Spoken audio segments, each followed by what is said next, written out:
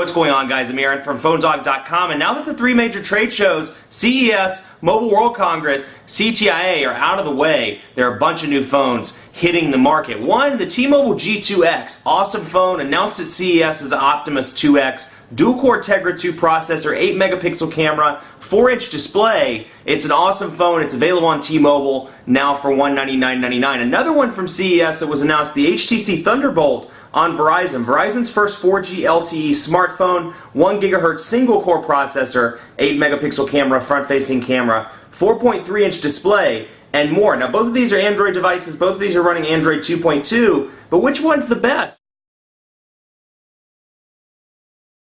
Take a look at messaging on both of these devices and see. Now, this comes with two keyboards out of the box. It comes with the Android keyboard and it comes with Swipe. And since this is running Android 2.2, it is the Android 2.2 keyboard that's on it right now. So it's the keyboard you're used to if you're, been worked with anything in the past on with Android 2.2. If you worked with the Nexus S, or you're used to the Android 2.3 keyboard because you've rooted, you can get that from the Android market. Just search for Gingerbread keyboard and you can download it. In fact, I had that keyboard on this device until a few days ago. This one comes with HTC's Sense custom keyboard, and you can see the differences here. The keys are a little bit different. They're a little bit larger. They're curved as opposed to being kind of the straight boxy keys. And then you have the directional keys down here at the bottom. So some differences there, and that's the only one that this one comes with out of the box. You can always download, like I said, or sideload other keyboards, but that's what it comes with out of the box. So let's do the quick brown fox is ready to party. They're very easy to use. And then here, let's try this. The quick brown fox needs a ride home.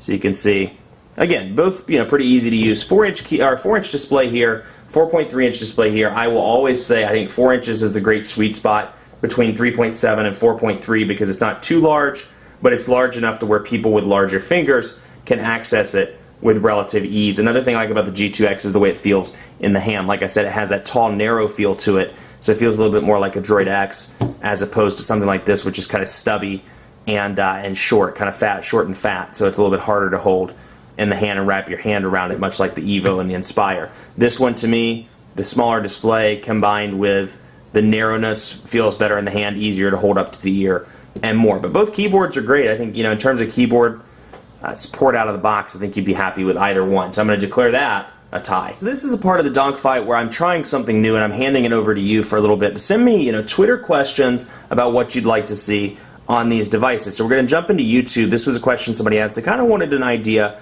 of what the media sounded like. So we're going to find just a, let's just do a sample video here. We'll do that, for example. And we're going to pause it. Good, okay. Then we're going to do this as well, just to get an idea of which speaker's louder. Now, I will, kind of give you a spoiler here. I have a feeling it's the HTC ThunderBolt just because it's a much larger speaker, whereas this, speakers are down here with the micro USB charging port on the bottom, and I just have a feeling they're not as loud. But let's try that. Let's do this one first.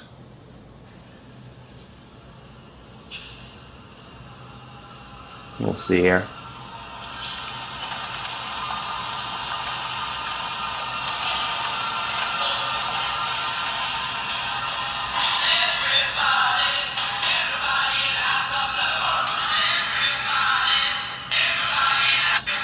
Okay, so you get an idea. Can't play it too long for copyright reasons, but let's see. Pop open this one.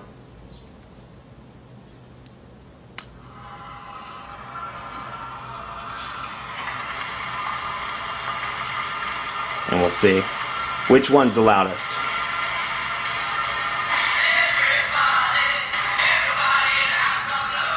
Yeah, so I'd have to give it hands down to the HTC ThunderBolt there. Much louder thanks to that big external speaker on the back, and better yet, when you have the kickstand open and you're using it like that, that speaker just naturally projects out. So in terms of media use, if you're looking for a straight up speaker, better speaker, the HTC ThunderBolt is going to be the way to go. So you can see, let's jump over here real quick. Another question somebody had was about battery life. What I'm looking for here. Battery life Yeah, 1500 milliamp batteries on both of these devices. The G2X, far better battery life than the HTC ThunderBolt. I think Verizon's 4G LTE is just a tremendous battery suck. I mean, it just kills battery life. And I mean, you know, even for me, like even with no use whatsoever, just sitting in my car, I get just a little bit over a day to a day and a half before the device powers down. Now with use, I can get about 7 hours out of this device with moderate use, text messaging, emailing, calling, things like that. This has surprisingly good battery life. I was a little bit skeptical. I was like, dual core processor, 1500 milliamp battery. Is that really the smartest way to go? I'm not so sure. But they really, you know, it's done a good job thus far. I've been able to make it, you know, for the most part, a full day, at least for a full day of use before it starts to power down around 10 or 11 o'clock at night. So battery life, and that's with moderate use on it as well. So battery life has been surprisingly impressive. Let's try connected media here, for example. I'm going to music. But battery life has been surprisingly impressive on this. In terms of battery life, this wins it hands down. But you can see no music found. I just wanted to show you the music player differences between stock and Android because that was asked as well. So there you go. Fortunately, there's no music on either of these devices. I can't really give you a demo, but you can see what they look like. Another question, and I'm getting into this in just a second, quadrant standard and 4G speeds. We'll get into that in just a second. But somebody else asked about the size. That's what they look like. Again, you know, ThunderBolt, very stubby, very short. G2X, very long, very narrow. And, you know, it is a smaller display, so that makes it even more narrow in the hand. 4 inches as opposed to 4.3, and you can really see that shown off right there. That's them bottom to bottom, and then with it over top, that's what it looks like. So, you know, again, I think easier to hold in the hand, harder to hold in the hand, great music capabilities. I have to knock it a little bit on the speaker capabilities there. Let's jump into quadrant standard real quick, see which one comes out on top. Bam. Whoops. Let's go into quadrant standard here. We're going to run the full benchmark. Call quality has actually been pretty good on both of these devices. I mean, they do a good job, both T-Mobile and Verizon, in this area. You know, I had the data speed issues, or data issues, period, with Verizon, but call quality has been very good. I took it to a dead spot. Verizon has a dead spot near the University of North Carolina at Charlotte, and I took it to that dead spot and was able to, you know, make and receive calls. They were exceptionally choppy to the point where I couldn't talk, but I could make them, I could connect the calls without having, you know, without incurring any issues. But they were very choppy. T-Mobile, on the other hand, took it to an area in North Charlotte, and same thing. Calls were very choppy, but I did hold the calls. They did not drop. So that was a good thing. Both of those have been great on call quality front. Earpieces have been nice and loud. Again, the biggest frustration with the ThunderBolt, it is a 4G LTE device. Verizon's 4G is awesome, but I don't get connectivity constantly, which is just frustrating. Very, very frustrating. Let's see, force close. Let's do that again. Run full benchmark. It tried to start back up again. You know, quadrant standard. It's kind of funky. And then let's see, 2,358. So quadrant standard score here, 2,358. Now I've seen it between 2,300 and 2,700 depending on when it's ran, but right now 2,358. So what I was saying about this, you know, 4G speeds are just constant disconnects. And I've reached out to a couple of other people that have 4G devices, and they've experienced similar things. And that's across the board with the carriers, all of the carriers' 4G products. I seem to see that pretty regularly. Things just power off or the 4G stops working, and I'm assuming that's some network growing pains. But 2,358 here, this is going to pop up in just a second. 2,358 here, 1,710 here. So in terms of the speed tests, the G2X blows past the HTC ThunderBolt, at least on quadrant standard. Let's take a quick look at speed test and jump in and take some of those numbers into consideration as well. Speed test, speed test. And both loaded. For whatever reason, the Charlotte server just died a couple weeks ago, so having to do it on a little small town that's north of here, so hopefully that will work. Now you look at some of these numbers here, for example, 32 megabits per second. This seems exceptionally fast.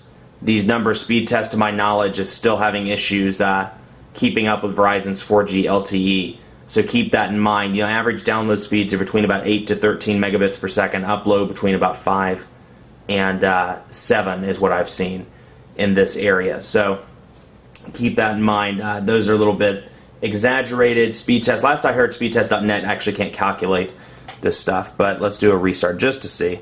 Over here, 3.5 megabits per second, upload pretty low.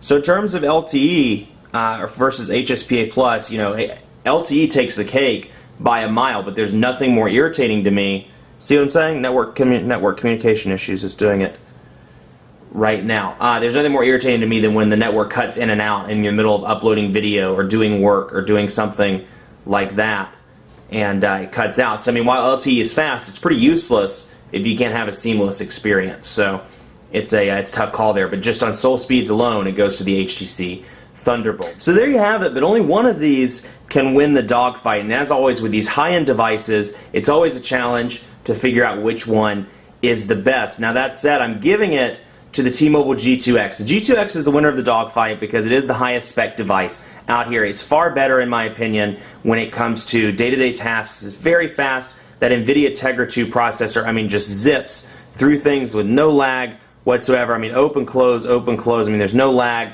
no issues. And that's because, one, the processor's fast. Two, it's running a stock build of Android 2.2. It also has a nice range of features. It has the front-facing camera, 8-megapixel camera in the back, HDMI capabilities, and it's a nice high-end device from LG that's getting gingerbread soon. Don't get me wrong, Thunderbolt's an awesome device, Verizon's first 4G LTE device, and really the network speeds are far faster here. The problem is it keeps cutting in and out. So to me, this, and you may be different here, but to me it's no good unless I can get a consistent 4G LTE connection. This whole cut in, cut out just keeps us from working, or keeps me from being able to work. But I think all around the package deal, the G2x is the way to go. Much more coverage to come on PhoneDog.com with both of these devices. You think I'm crazy? You think it's the smartest thing ever? Let me know. PhoneDog_Aaron. And if there's any other questions you have about these devices, let me know as well. And as always, be sure to like us on Facebook at Facebook.com/PhoneDog. We're giving away a ton of prizes as part of our colossal iPad 2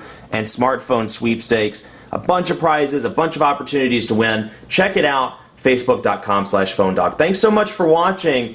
We'll see you next time, and keep it locked on the site this week because a ton of dogfights are coming up with the G2x, like the iPhone 4, the Samsung Galaxy S4G, and more. Exciting stuff, so keep it locked on PhoneDog.com. We'll see you next time.